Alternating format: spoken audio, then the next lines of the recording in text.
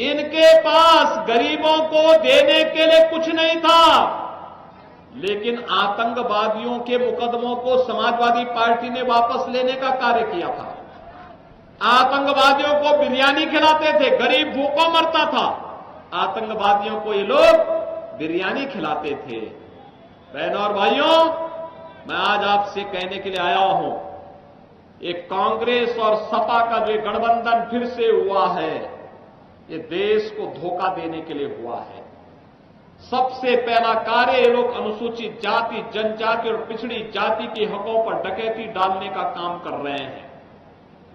इनके द्वारा कहा जा रहा है, कांग्रेस के द्वारा अपने मैनिफेस्टो में कहा जा रहा है कि यह पिछड़ी जाति के लोगों को मिलने वाले 27% आरक्षण में अब मुसलमानों को भी शामिल करके उनको इसका लाभ मुसलमानों को दे देंगे। क्या आप इसको स्वीकार करेंगे? क्या धार्मिक आधार पर देश के अंदर आरक्षण होना चाहिए? क्या बाबा साहब भीमराव अंबेडकर ने विरोध किया था, देश के संविधान निर्माताओं ने विरोध किया था, का देश धार्मिक आधार पर देश में आरक्षण नहीं हो सकता, लेकिन ये लोग धार्मिक आधार पर समाज को बांट करके देश के विभाजन की नींव रखना चाहते हैं। किसी भी स्वाभिमानी भारतीय को इसको स्वीकार नहीं करना चाहिए। ये लोग अनुसूचित जाति के भी अधिकारों पर कुठाराघात करना चाहते हैं। कांग्रेस ने यूपीए सरकार के समय जब सपा और बसपा को समर्थन कर रही थी, तब इन्होंने ऐसे कुत्सित प्रयास प्रारंभ किए थे।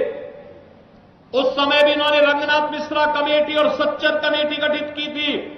ये दोनों कमेटी अनुसूचित जाति, जनजाति और पिछड़ी जाति के हकों पर डकैती डाल करके उनके आरक्षण के लाभ से उन्हें वंचित करने की कुत्सित चेष्टा का एक प्रयास था। भारतीय जनता पार्टी ने विरोध किया था और तब भारतीय जनता पार्टी ने कहा था कि संविधान प्रदत्त अनुसूचित जाति और जनजाति को मिलने वाले अधिकार से अगर कोई वंचित करेगा तो सरकार के खिलाफ हम भीषण आंदोलन करेंगे। और तब भीषण आंदोलन हुआ था उस समय यूपीए कांग्रेस सरकार के समय की, गवर्नमेंट के समय। बहनों और भाइयों, आज कांग्रेस ने अपने मैनिफेस्टो में यही बात कही है। उनके मैनिफेस्टो में खतरनाक बातें और भी है। उसने एक बात कही है कि वह देखो 1947 में देश को बांटे हैं लोग, देश को बांटने के बाद अब क्या कहते हैं, हम हर भारतवासी के संपत्ति का सर्वे करवाएंगे, एक्सरे कराएंगे और एक्सरे करा करके फिर उसका भी विभाजन कर देंगे। एक विरासत टैक्स लगा देंगे। विरासत टैक्स का मतलब आपके बाप दादों की जो कमाई का संपत्ति होगी उसमें से आधी संपत्ति पर कांग्रेस और सपा के लोगों का अधिकार हो जाएगा।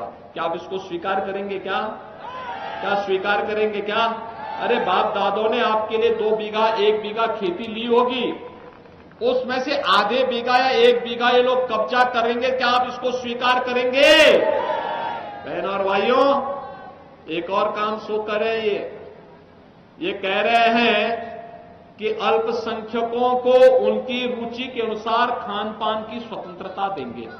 आप मुझे बताओ, भारत के अंदर अल्पसंख्यक और बहुसंख्यक का भोजन क्या अलग अलग है? क्या अब उनकी रुचि का कौन सा भोजन?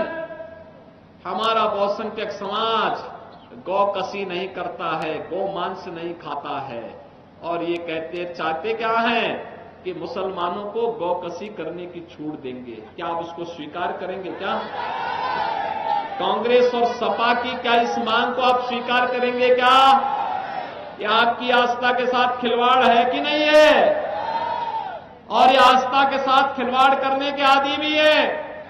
कांग्रेस की जब सरकार थी और ये सपा बसपा के लोग कांग्रेस को सपोर्ट कर रहे थे, उस समय बहनों और भाइयों आप याद करिए, तब कांग्रेस ने कहा था, कांग्रेस की सरकार ने कहा था कि राम और कृष्ण तो हुए ही नहीं, हमारे आराध्य देवों के अवतार पर, उनके अस्तित्व पर इन्होंने प्रश्न खड़ा किया था।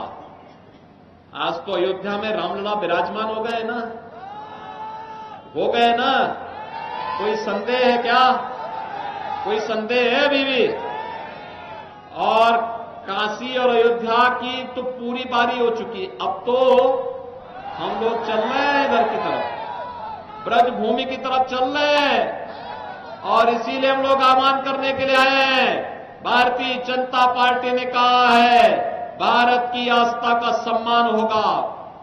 भारतीय जनता पार्टी कहती है भारत के अंदर एक समान नागरिक कानून को हम लागू करेंगे।